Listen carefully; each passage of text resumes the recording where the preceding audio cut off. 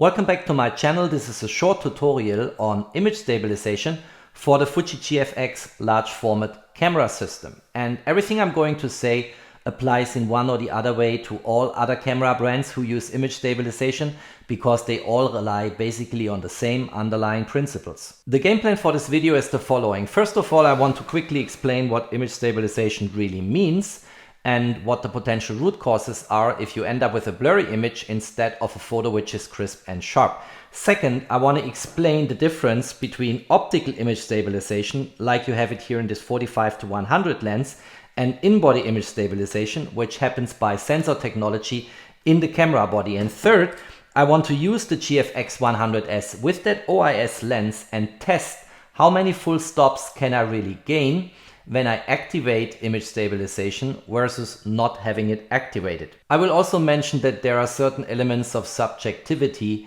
in how many stops you really gain by image stabilization, and there are external factors which of course drive the success, whether your image will be sharp and crisp or have elements of blurriness in it. And now let's kick off the video.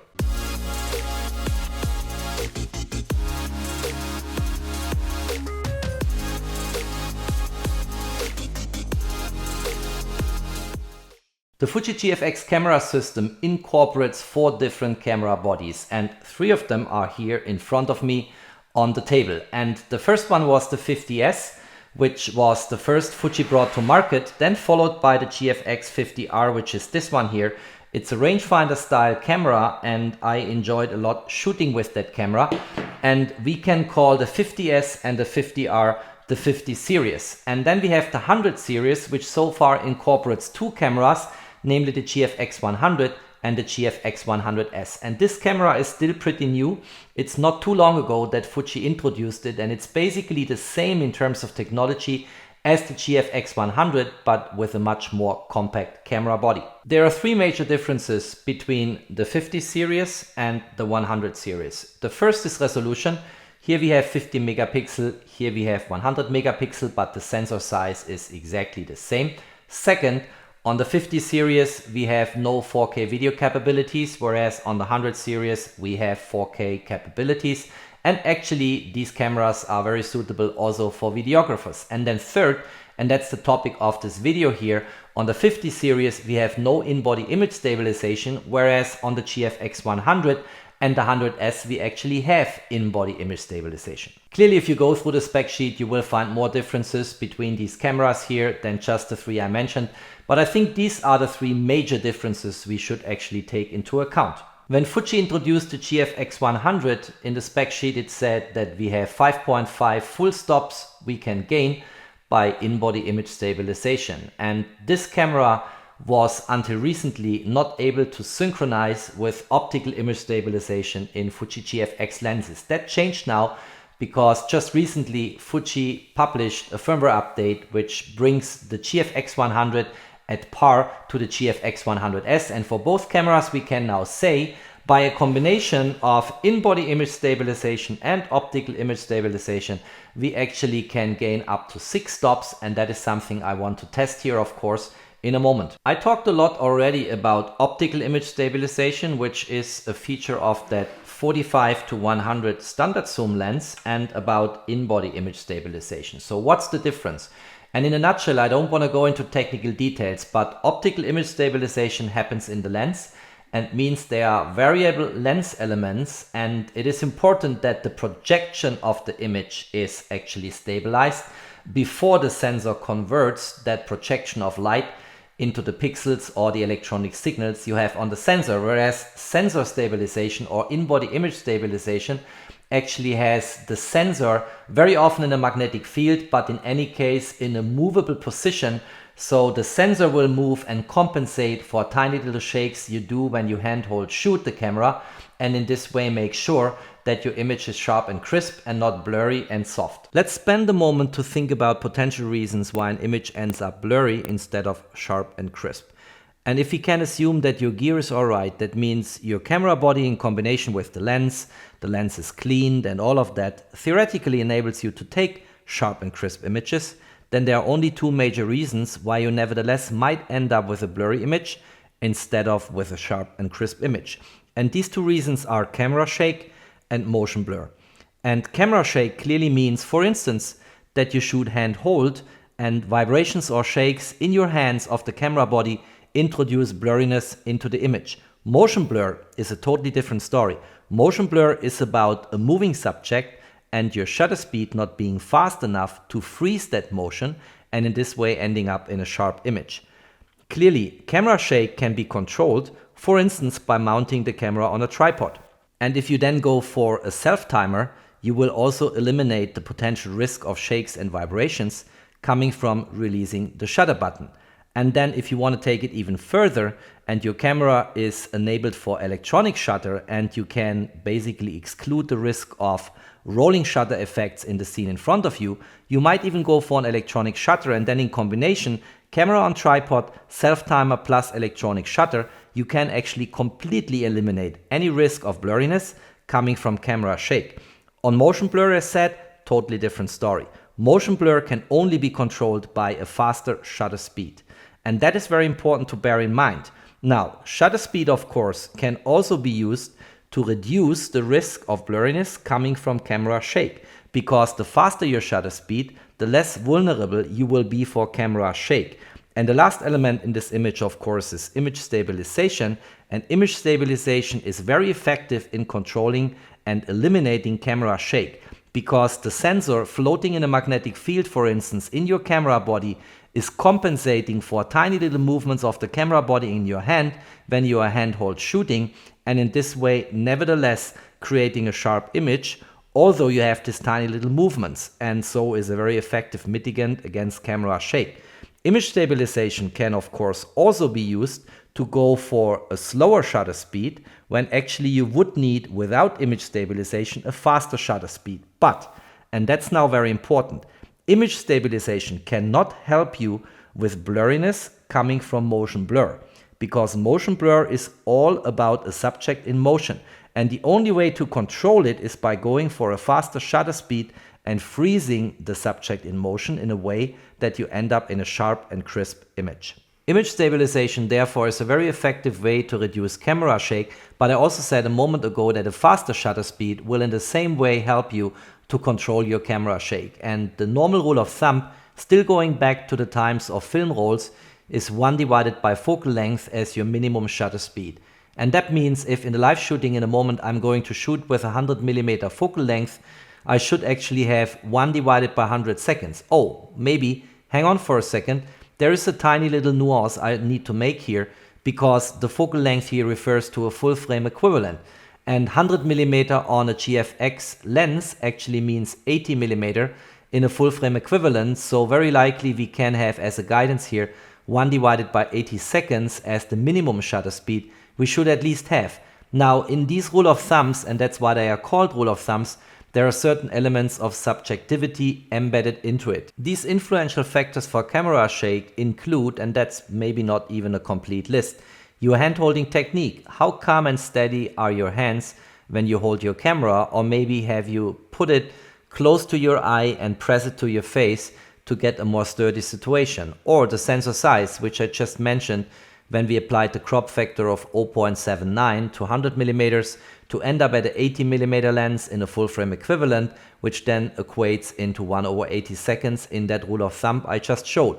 Or the sensor resolution, and as a rule of thumb, the higher the resolution of your sensor, the less forgiving your camera will be for tiny little shakes and vibrations. Or the subject distance, or the subject size, and of course, again, the main topic of this video, did we switch image stabilization on or did we switch it off?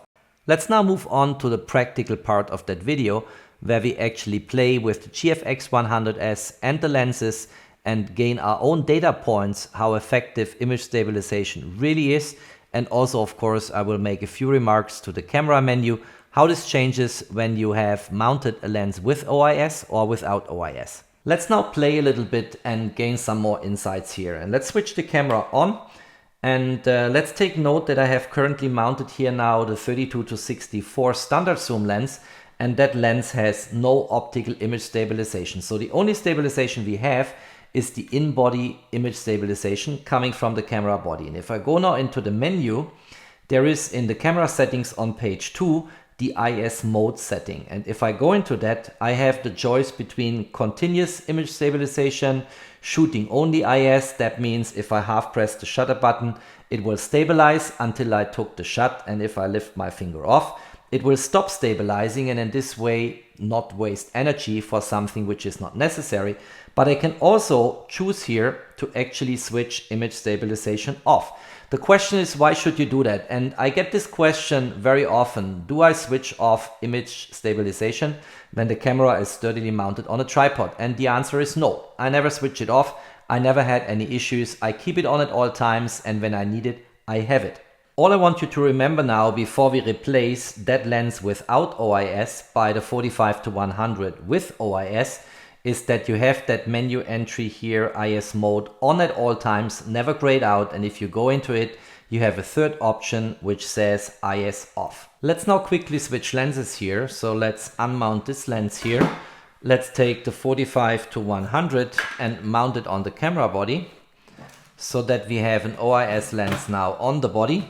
And then let's see how this OIS lens, which we mounted on the GFX 100S, changes the menu. And first of all, there is this side switch here, OIS on and OIS off, and on again. Now let's switch on the camera. Let's have a look into the menu.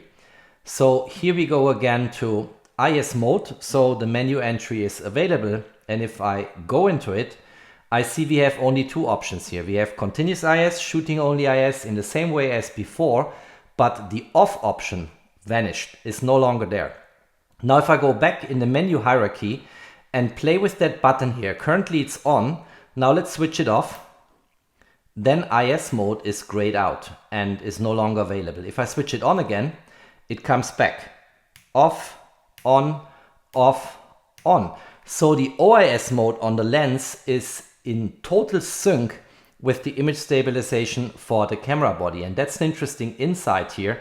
And that means basically that you get all or nothing. You get either the combination and actually synchronization between the OIS and the in-body image stabilization, or you get nothing at all. And it's fully controlled by that side switch here.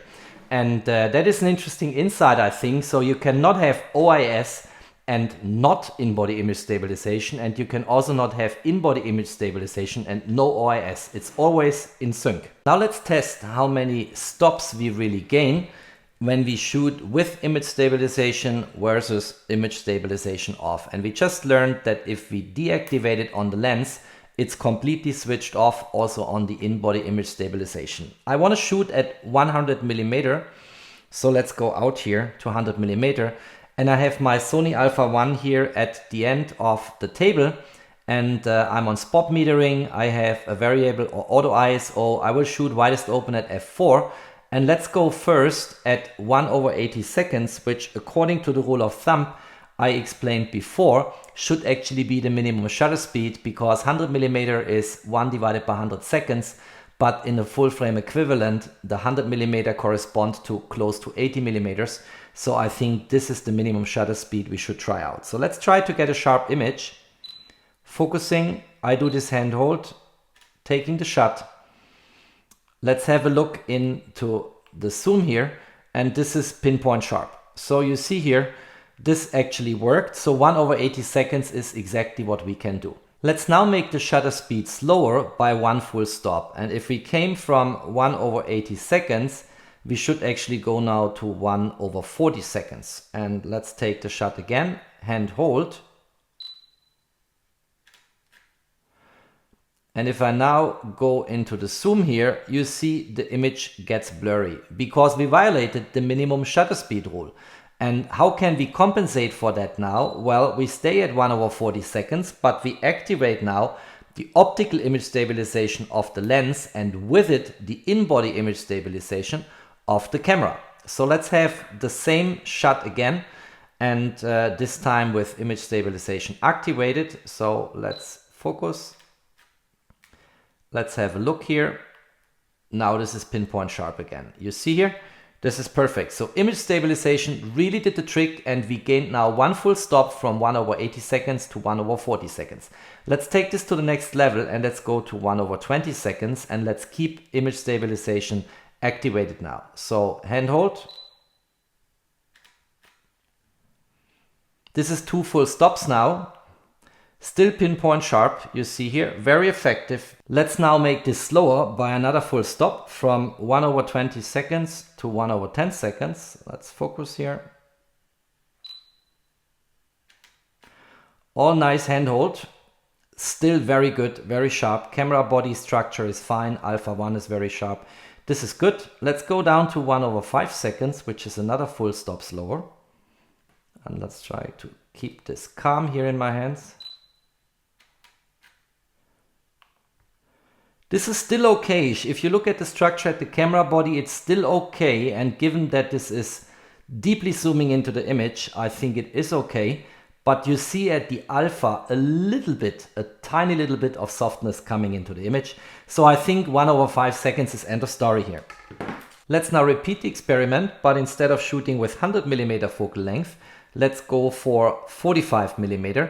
And 45mm on the Fuji large format corresponds on a full frame equivalent to give or take 36mm. So 1 divided by 40 seconds if we deactivate the optical image stabilization and with it the in-camera stabilization should actually do the trick. I'm also going to shoot here at the GFX 50R, which I placed a bit closer to me because we are now in a wide angle setup at 45mm. So let's take the first shot and let's take the shutter speed at 1 divided by 40 seconds. Here we go. Let's try to keep this calm, hand hold. I think this is good. It looks very good. 1/40 seconds did the trick. And now let's make this one full stop slower, but still with deactivated image stabilization. So we go to 1/20 seconds, hand hold. You see the tiny little shakes and movements coming from hand holding here. And 1/20 seconds actually looks still good. Very likely because we are here in a wide angle setup, but you see some softness and blurriness here on the Fujifilm logo in comparison to the image before. Let's go into play mode. Let's look at the image before. If you look into that, this is much sharper. So I think 1/40 seconds and that good old rule of thumb, let's say 1 divided by full frame equivalent focal length is still working here, of course, also at the wide angle setting. Now let's activate image stabilization now and let's shoot again at 1 divided by 20 seconds and let's see what we get. Now this looks good. See, the blurriness is gone around the Fujifilm logo. Look at the control wheel here. This looks really good. Now this is sharp. So we have gained one full stop. Let's go down by another full stop. Let's go down to 1/10 seconds. No difference, still very sharp. Look at the control wheel. 1/5 seconds. Still very good. No softness, no blurriness. No issue here. Let's go to 1/3 seconds.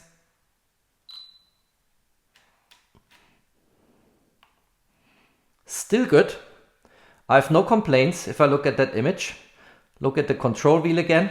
Let's try to take this down to 1 second hand hold.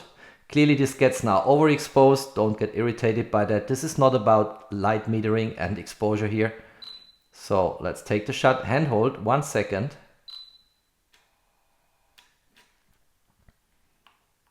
Now it gets a bit blurry. So somewhere between 1 and 3 seconds we get stuck here.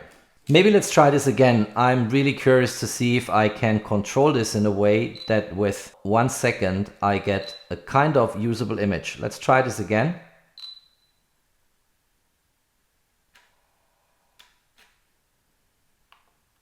No, it remains blurry. So 1 second handhold exposure also at the wide angle setting 45mm is not possible. As I said, can be my hands, can be, you know, the size of the object, the distance to the subject.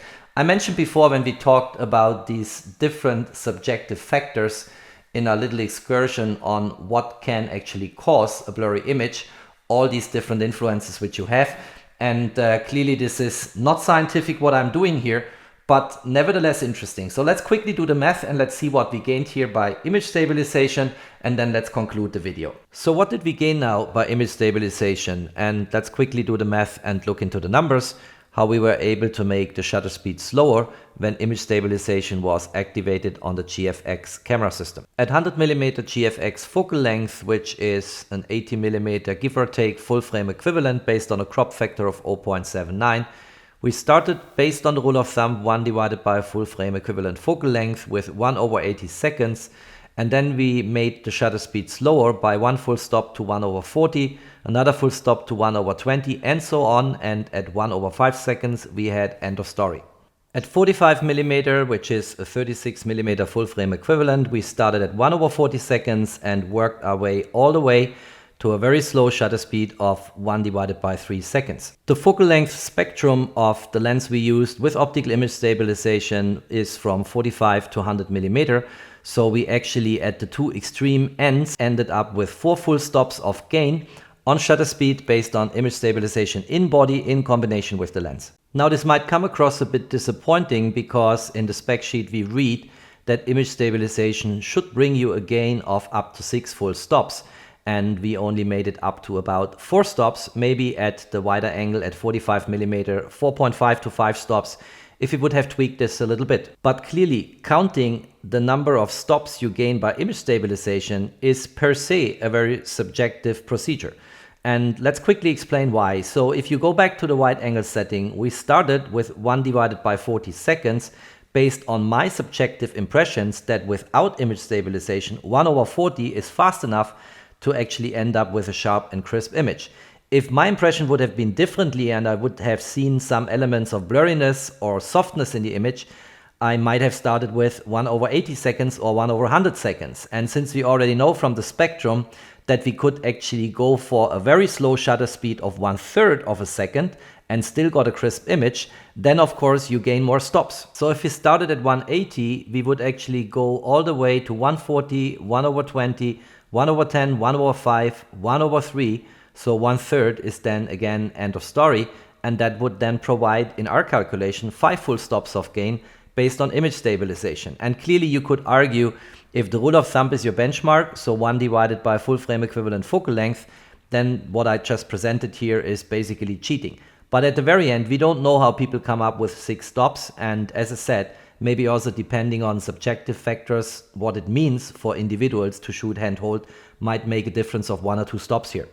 How can this help us? Well, let's look at the low light shooting situation, and let's look at shooting parameters. Widest open f4 with that lens, ISO 6400, 1 divided by 200 seconds exposure time, and this is shooting without image stabilization. Now, since we have image stabilization in body and in the lens, we can actually gain at least 4 stops, and that means instead of shooting with a shutter speed of 1/200 seconds, we can shoot with a shutter speed now of 1/13 seconds, and that brings down the ISO need from 6400 to 400, which can make a big difference when it comes to noise and grain. And clearly we are talking here about 1/13 seconds shooting handhold, because on a tripod you can take all the time in the world, of course. And the last point I want to make here is, again, there is not only blurriness coming from camera shake, but also from motion. And if in your low light scene we are just looking at here, you actually have faster moving subjects, then 1/13 seconds is too slow in terms of shutter speed and will introduce motion blurriness in the way we discussed before. I hope you found my tutorial useful and collected some useful data points for your own work and your own photography. Everything I said for the GFX camera system applies in one or the other way to other camera brands like Nikon, Canon, Sony, Leica, Panasonic, what have you, because the underlying principles of image stabilization, be it in the lens or be it in the camera body, are give or take always the same. If you liked that video, don't forget to drop me a thumbs up. Thanks for watching. Stay tuned on my channel. There's always more to come. Stay safe and healthy. And of course, peace out.